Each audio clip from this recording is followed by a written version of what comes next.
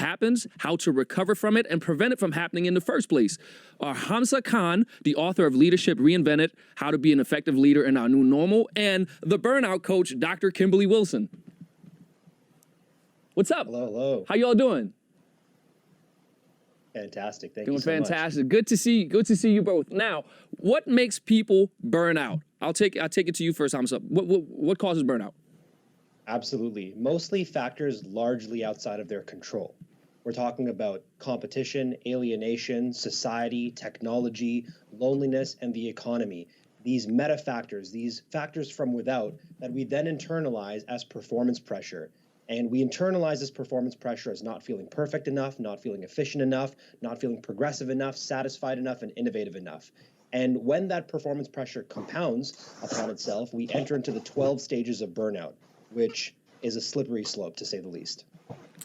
What about you, Dr. Kimberly? What makes people burn out from your experience? I understand you work with people in the corporate world and entrepreneurs. What makes people burn out in the first place, from your perspective? Yes, I will add with that my focus is particularly with women, and we look at patriarchy, gender norms, societal pressure, the focus that women need to be caregivers and to support everyone else first, and they tend to put their needs last. And Kimberly, burnout has been happening forever, but people only really started talking about it in recent years. Why is that? Why is it coming to the forefront now? I think there's been a very unique clash to come up with this pandemic because there's more pressure on women, more pressure on businesses to perform, and we're being asked to do more with less resources. One of the things in particular that women have experienced that I've heard from them is the pressure to now be teachers, lovers, performers at work, friends, to care for family members who have lost their jobs, to be caregivers during COVID. And it's been a very unique situation. Hamza, if you get burned out, how can you recover without going off the deep end and creating your whole life? Just from the perspective of, let's talk from the perspective of your book, some of the stuff that you talk about in there. How can you do that? How can you recover without going too far where you get to the place where you may not be all right again? Absolutely. The very first thing that anybody needs to do when they're burning out is reclaim their time and diminish the immediate sources of stress in their life. I'm talking about looking at your calendar, looking at the 168 hours you have available to you each week, and recognizing that you're trying to do more with less, to Dr. Kimberly's point.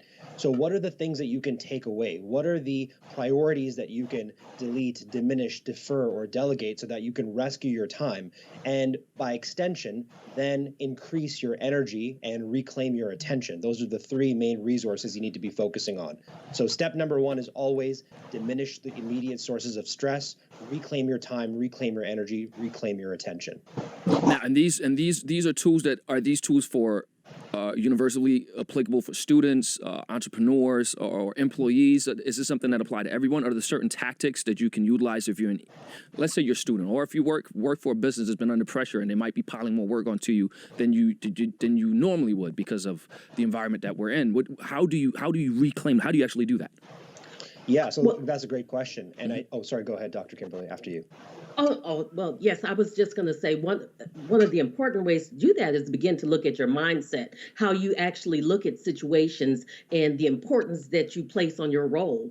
Because I think we tend to forget that if we drop dead, our work goes on. They're not going to be distressed and fall apart because you're not there as an asset. So really doing a values and energy exercise. Are you placing what you find important? Is that where you're placing your energy? And to Hamza's point, to really reclaim your time.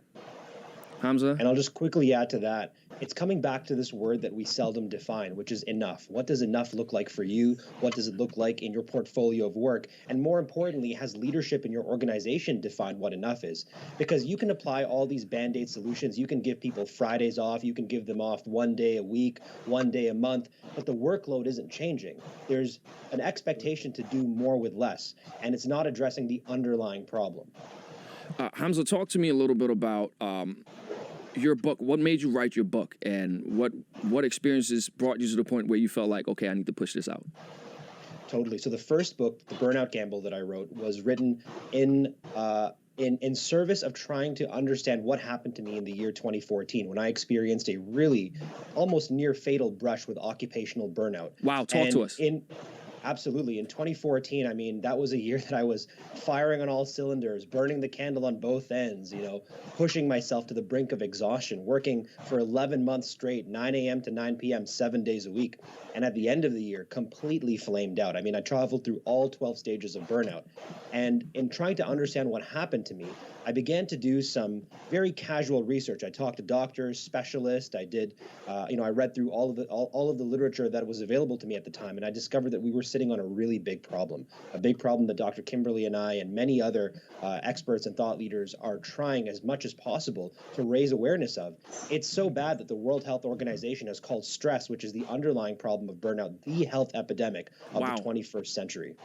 Wow. How did you overcome that when you had that near fatal?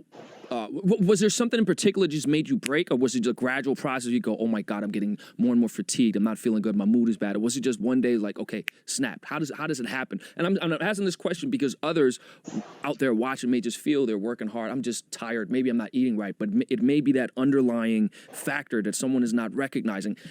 How did it happen for you, and how do you recognize it? It was gradual and then sudden. And I tell people all the time that by the time you're self-aware that you're going through burnout, you are further along the burnout cycle than you think you are. And Dr. Herbert Freudenberger and Dr. Gail North, who coined the term burnout in the 70s, which wasn't that long ago, they've outlined a linear progression, 12 stages that people pass through, beginning with the compulsion to prove oneself. Now, here's the problem. Many workers, many professionals, many people misdiagnose what they're going through. They think it's just normal stress, that they're overwhelmed because of work, because of school, because of deadlines, this and that. But there's some very clear markers across those 12 stages that indicate that you're not actually experiencing usual stress. And, I would encourage people to just go ahead and Google that, or head over to theburnoutgamble.com, and you can see a concise list of 12 stages. Dr. Kimberly, the 12 stages there, when is it important to step in? When is it too late with these stages of recognizing that you have burnout? Should you step in immediately before you even see any symptoms? Should you start looking at your workload right now and say, hey, wait a minute, am I going down the path where stress could potentially fester and then ultimately manifest in that sudden break? How do we do that? How do we tackle that? How do we recognize, and what can we do? Well, I think the first place when you're recognizing it is when you get to the point where you're, I forget the exact title of the stage, but you've forgone most activities to focus on your work and become this person that people don't recognize. That should begin to be a wake-up call. I have a very good friend, a 40-year relationship, and she didn't discover burnout until she had an aneurysm and multiple strokes. And now everyone is scrambling together to try and figure out how to help her So put this her is life something, back together. so burnout is real. It's not just, oh, I'm stressed and mildly depressed. This is something that can actually harm you physically and lead to real physical diseases that could potentially kill you. Correct. And that's actually how, similar to Hamza, I discovered my burnout more so when my body started reacting. And I was pre-diabetic and pre-high cholesterol. And that's when I had to reassess what I was doing and begin to make some key strategic changes in my life and essentially reclaim my time and redefine what was important to me and where I wanted to put my time and energy. Thank you both so much. It's such an important conversation. We need to bring more awareness to this now, perhaps more than ever, because it's so important that we can get ahead of this. Because it's the era of the hustler. It's the time where everyone is trying to figure out how to not be in the position that last year, the whole environment that we're in right now. When that hit, everybody's scrambling trying to make sure none of that happens again. Really quickly, Hamza, where can we find you? You said Burnout Gamble. Can you hit us with it again? You can learn about my first book, The Burnout Gamble, on theburnoutgamble.com, and you can learn more about me and my other projects at hamzakhan.ca. That's HAMZAKHAN.ca. And Kimberly, where can we read more about your stuff? At drkimberlywilson.com. All right, amazing. Thank you both for being here today. Thank you.